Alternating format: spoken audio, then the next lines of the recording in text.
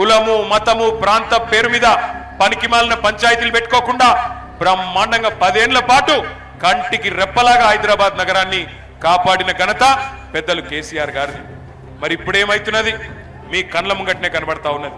ఇవాళ రేవంత్ రెడ్డి గారు కాంగ్రెస్ పార్టీ మరి అభివృద్ధిలో మనతో పోటీ పడే పరిస్థితి లేదు, సంక్షేమంలో మనతో పోటీ పడే పరిస్థితి లేదు.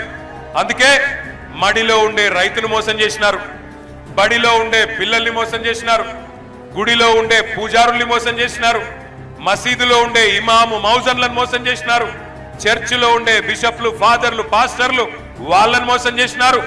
సబ్బండ వర్గాలు అందరినీ మోసం చేసి అడ్డగోలు హామీలిచ్చి అరిచేతిలో వైకుంఠం చూపెట్టి అధికారంలోకి వచ్చినారు. మీకు అనుమానం వస్తుంది, అన్నా నువ్వు చెప్పేది నిజమేనా?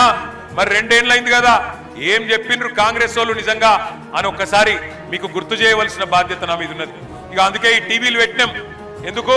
మీకు వాళ్ళ మాటలు వాళ్ళ ద్వారానే మీకు వినిపించాలని చెప్పి ఒక్కసారి రేవంత్ రెడ్డి మాట్లాడిన మాటలు ఎన్నికలకు ముందు అడ్డగోలు హామీలు ప్లే చేయాలని చెప్పి కోరుతా ఉన్నాం. ఈ గ్యారెంటీ పత్రం మీకు ఇస్తారు, ఇది దాచి పెట్టండి. పోలింగ్ బూతుల ఓటు వేయడానికి పోయినప్పుడు దీనికి దండం పెట్టండి, పూజ చేయండి.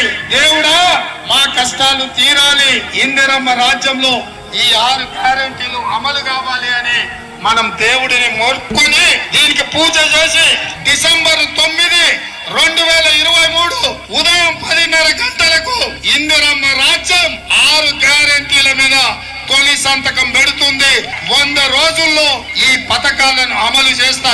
మీ ఇంటికి తీసుకొని వచ్చి మీ ఇంట్లో వివరాలు రాసుకొని ఈ కార్డు మీ ఇంట్లో ఇచ్చి రావటం జరుగుతుంది. ప్రతి ఇంటికి ప్రతి కాంగ్రెస్ కార్యకర్త వచ్చి ఈ కార్డు ఇస్తాడు. దయచేసి నేను ప్రజలందరికీ విజ్ఞప్తి చేసేది ఏంటంటే ఈ కార్డు చాలా అత్యంత విలువైనది. ఈ గ్యారంటీ కార్డుని అత్యంత భద్రంగా భద్రపరచుకోండి. 3 నెలలు జాగ్రత్తగా దీన్ని కాపాడుకోండి. మా ప్రభుత్వం రాగానే మీరు ఈ గ్యారంటీ కార్డు తీసుకొని రాగానే అందరికీ 100 రోజుల్లో దీన్ని అమలు చేసేటువంటి కార్యక్రమం చేయబోతా ఉన్నాం.